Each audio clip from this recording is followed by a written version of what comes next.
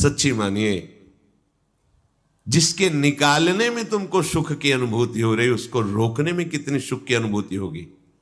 उन्मत्त हो जाओगे, बहुत जल्दी आपके सारे के सारे करण भगवदाकार होने लगेंगे यदि आप ब्रह्मचर्य का पालन करेंगे। शरीर स्वस्थ, हल्का, मन प्रसन्न, नींद आदि पर विजय, कितने गुण ही गुण।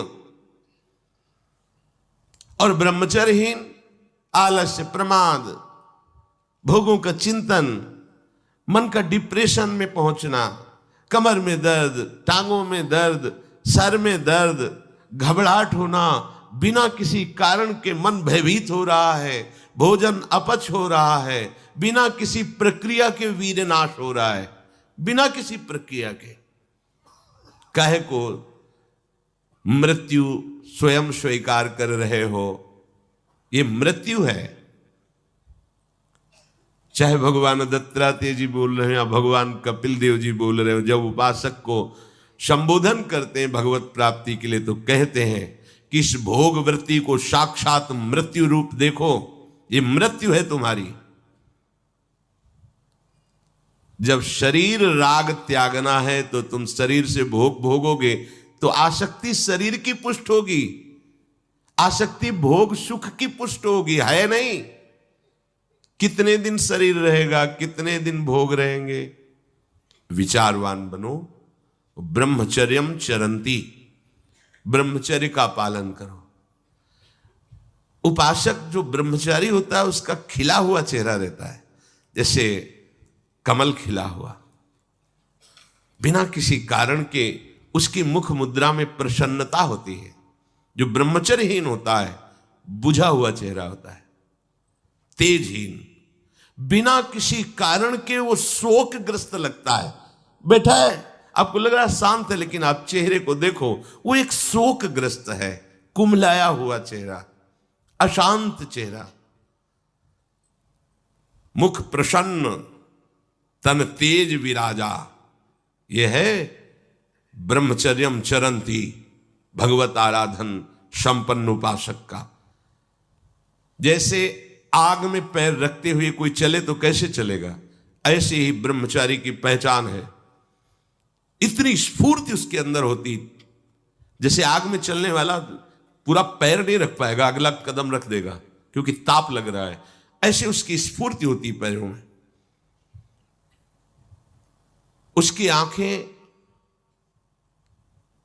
एकाग्र रहती है, चंचलता इधर उधर या बार बार झपकना ये विषयी पुरुष का लक्षण है। बार बार पलक झपकना ये विषयी पुरुष का लक्षण है। इधर उधर ताक झांक, चंचलता, ऐसा बैठे तिनका तोड़ रहा है, पैर हिला, ये सब विषयी पुरुष के लक्षण है। ये तो बिल्कुल साधारण स्पष्ट दिखाई देता है आदमी विषयी है या ब्रह्मचारी, एक सेकंड में लक्षण होते हैं। आपको जब भगवत मार्ग का अवसर मिला है तो गृहस्थ हो, संतान हो गई, ब्रह्मचर्य से रहो। नहीं चाहिए संतान तो भ्रूण हत्या, गर्भ हत्या जैसे महापाप करने की क्या जरूरत है। उसी वीर से संतान उत्पन्न होती है जिसको आप नष्ट कर रहे हो, जिसको आप ऐसे पानी में बहा रहे हो, व्यर्थ फेंक रहे हो, तो उसको भ्रूण हत्या का पाप लग रहा है, तो तुमको पुण्य लग रहा है, वीरपात कर रहे हो तुम्हें भी वही हत्या लग रही है, क्योंकि उसमें वही जीवात्मा है जो मां के गर्भ में जाके बालक रूप धारण कर लेती है, उसको तुम नष्ट कर रहे हो। पर बुद्धि भ्रष्ट हो गई है, समझ में नहीं आता, व्यर्थ में वीरपात करते हो, व्यर्थ में। तुम्हारा भजन बनेगा, तुम अध्यात्म के योगी बनोगे, मजाक है अध्यात्म का मार्ग। होश में हो जाओ, ये मन के दुलार को बंद करो। जब तक इच्छा ही नहीं भगवत प्राप्ति की तो फिर तुम कैसे भगवत प्राप्ति कर पाओगे। भगवत प्राप्ति की इच्छा कैसे होगी जब तुम्हारी इस तरह से निंदनीय वृत्तियां हैं। इंद्रियों को दुलार कर रहे हो, मन को दुलार कर रहे हो, भगवत प्राप्ति चाहते हो, आचरण नीच और चाहते हो उच्च पदवी। सावधान हो जाओ। यदि क्षंतो ब्रह्मचर्यम चरंत, ब्रह्मचर्य बहुत बहुत आवश्यक है, सबके लिए आवश्यक है, स्त्री पुरुष सबके लिए आवश्यक है। आप उसको केवल भगवत प्राप्ति से ही मत समझिए। अरे जीना है तो ब्रह्मचर्य की आवश्यकता है। स्वस्थता की आवश्यकता है, प्रसन्नता की आवश्यकता नहीं। मरा हुआ जीवन, रोज सुबह शाम निकल रही, रोज जीवन जा रहा है, किस काम का जीवन? गया, गई रात्रि, गई दिन, गया समय, जा रहा है। तुम्हारा उद्देश्य क्या है? तुम्हारे हाथ क्या लग रहा है? क्या प्राप्त कर रहे हो? विचार ही नहीं रह गए, विवेक ही नहीं रहे, पशुवत बस ऊपर चमड़ी में सुंदरता का लेप करके और मलमूत्रों के भांड में प्रियता करके पूरा जन्म नष्ट कर देना। कैसी धिक्कारमयी बुद्धि हमारी है। जहां हमें मुक्त होना चाहिए वहां मांग क्या रहे? कोई बिरला ही मुक्त होना चाहता है, वो बिरला वही होता है वीतरागाहा, जिसका राग नष्ट हो गया है। वो वैराग्यवान चाह करता है भगवत प्राप्ति की। जो भगवत प्राप्ति की इच्छा रखता है और ब्रह्मचर्य का पालन करता है, उसकी इंद्रियां शांत हो जाती है। सिद्धांत समझो, खूब भगवत भजन करो, चाहे गृहस्थ हो चाहे विरक्त। संतान उत्पत्ति की आवश्यकता है तो ब्रह्मचर्य नष्ट करो, नहीं तो गृहस्थ में भी ब्रह्मचर्य रहा जा सकता है। हर समय थोड़ी तुम्हारे अंदर विकार रहता है। बहुत सात्विक गृहस्थ हमने दर्शन की, बहुत सात्विक। पर अब तो ऐसा देखना, सुनना, बोलना, खाना पीना हो गया है कि ब्रह्मचर्य तो एक स्वप्न जैसी बात है, कोई इसे धारण ही नहीं करना चाहता। उसका कुपरिणाम सब भोग रहे हैं, सब भोग रहे हैं। नई अवस्था है, पता नहीं चलता है कि इसका जीवन का क्या उद्देश्य है, ये जीवन क्या है, समझ में नहीं आ रहा।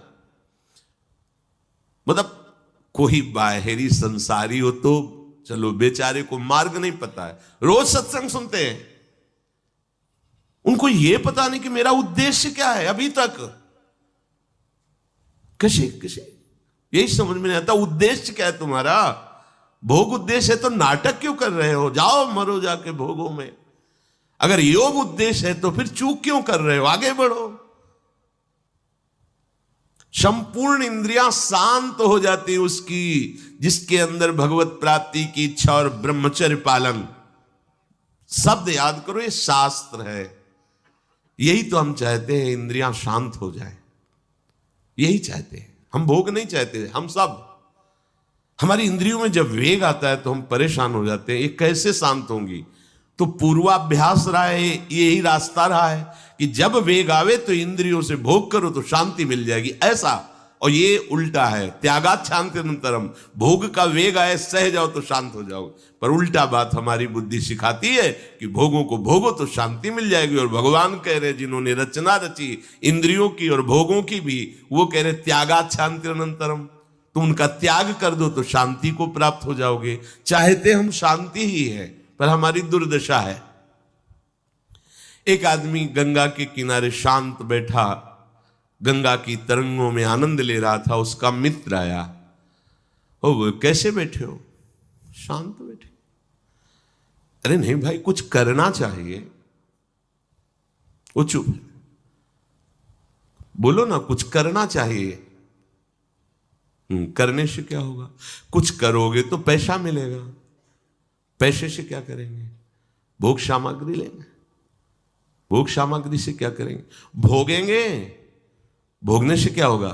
शांत हो जाएंगे। बोले तुम्हारी गलत बात है, भोगों से शांति तो प्राप्त नहीं होती।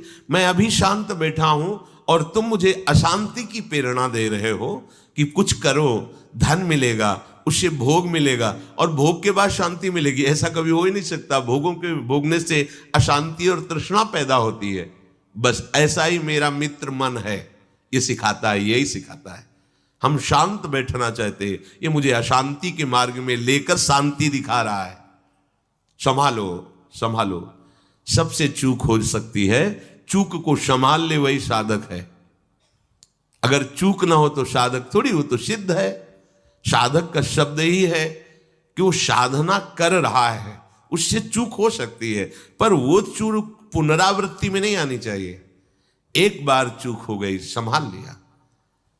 भगवान उस चूक को चूक ही नहीं मानते, जो संभाल ली जाए। जो बार बार पुनरावृत्ति की जाती है वो अपराध है, वो दंड है, उसको भोगना पड़ेगा। कोई और दंड नहीं देगा। वही क्रिया, वही चेष्टा तुम्हारी तुम्हें जला देगी, तुम्हें अशांत कर देगी। एक क्षण की चेष्टा पूरे जीवन भर के लिए तुम्हें जलन पैदा कर सकती, पूरे जीवन एक चेष्टा तुम्हें विमुख कर सकती है, पूरा जीवन बर्बाद कर सकती है।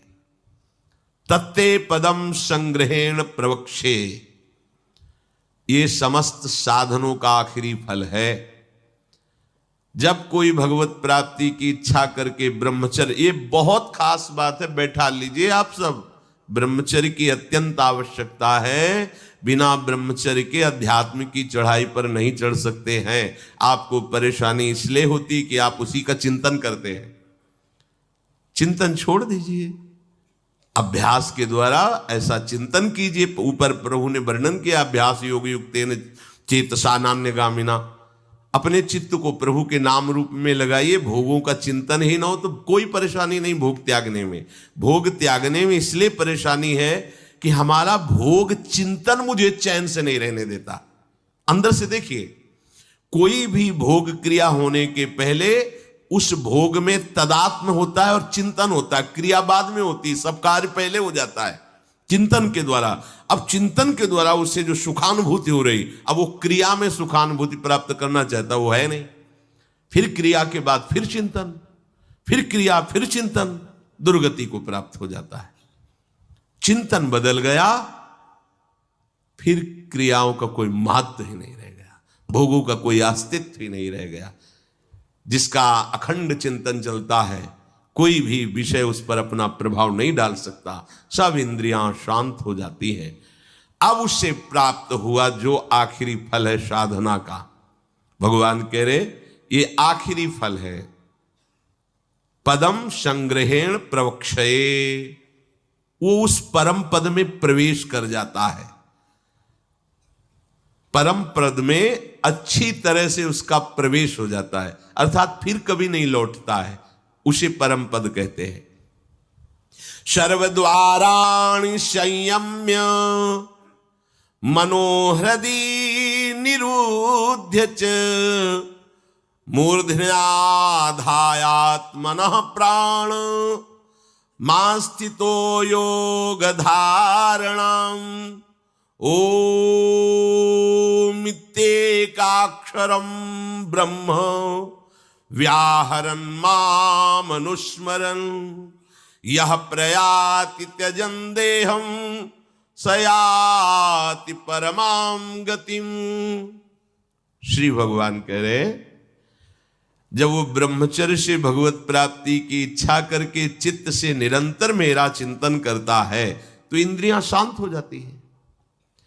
इंद्रियों के संपूर्ण द्वारों को रोक दिया, आंखें खुली हैं या बंद, केवल नाम दिखाई दे रहा है या मंत्र दिखाई दे रहा है या मंत्र अधिष्ठात्र देवता श्यामा श्याम दिखाई दे रहे हैं। ये आंख बंद करके ध्यान लगाना कमजोरी है, क्योंकि अभी उसे बाहर कुछ और और अंदर कुछ और। इसलिए जब बाहर भीतर एक बात हो जाती है तो आंख खुली रहे तो भी नहीं दिखाई दे रहा और कुछ, वो आंख बंद रहे तो कोई समस्या नहीं। खुली और बंद केवल पलकों का भेद है। अंतर के चिंतन का चिंतनीय तत्व उसकी दृष्टि के सामने होता है। इंद्रियों के संपूर्ण द्वारों को रोक लिया, बड़ा कठिन है, देख लो, बहुत कठिन है। फिर मन को हृदय में निरुद्ध कर दिया, हृदय के सिवा मन जा ही नहीं, कोई वस्तु व्यक्ति स्थान का कोई चिंतन नहीं, मन अमना। प्राणों को सूक्ष्म करके मस्तक पर चढ़ा लिया, इसे योग धारणा कहते हैं। और फिर उस समय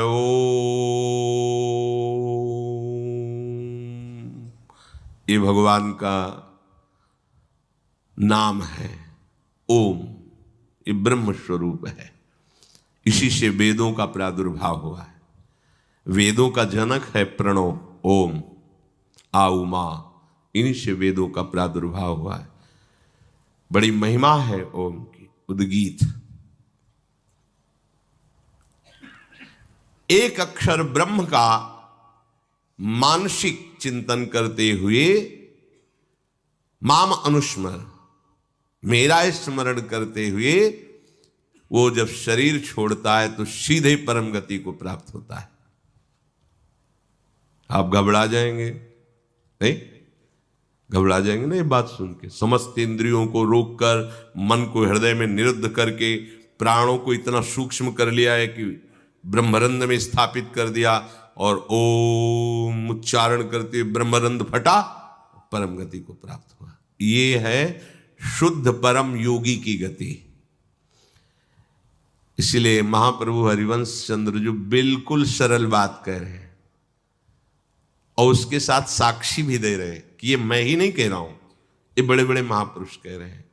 आरती मदन गोपाल की कीजिए, देव ऋषि व्यास सुखदास सब कहत निज, क्यों न बिनु कष्ट, क्यों न बिनु कष्ट रस सिंधु को पीजिए। आरती मदन गोपाल की कीजिए, आरती मदन गोपाल की कीजिए। हरिवंश महाप्रभु कह बड़ा एक कष्ट का मार्ग है, चूक हो गई तो परम गति नहीं मिलेगी, लेकिन हम तुम्हें हंसते खेलते परम गति का मार्ग बता रहे हैं। हित सजनी जो परम कृपाल है, मदन गोपाल को अपने घर का ठाकुर मान लो। पद्मासन लगा के, प्राणों को सूक्ष्म करके, इंद्रियों को निर्विषय करके, मनोनिग्रह करके, प्रणों का चिंतन करते हुए, योग बल से प्राणों को मस्तक पर धारण करके, ब्रह्मरंध्र का भेदन करके परम गति को, वो परम गति बहुत हल्की होगी जो यहां मिलेगा। इस परम गति को प्राप्त महापुरुष भी महारानी जी के निकुंज में झांक भी नहीं सकते, नहीं झांक सकते। बहुत दुर्लभ रस है ये। क्या करो? बिल्कुल क्यों न बिन कष्ट रस सिंधु को पीजिए। परम गति यही तो है लालजू महाराज, और कौन है? यही परम पद है। वो मेरे में प्रवेश पा जाता है, एकत्व भाव से भगवान में लीन हो गया। जैसे जल की तरंग समुद्र में लीन हो गई, ऐसे वो लीन हो गया। यहां का लीन होना अलग है। बहुत जल्दी आपको बिना किसी कष्ट के परम लाभ मिल जाएगा। ठाकुर सेवा विराजमान कर लो। मदन गोपाल, लाडले लालजू, राधा नाम या राधा वल्लभ रूप, प्रियालाल, जो भी भाव जैसे बन पावे, ठाकुर सेवा विराजमान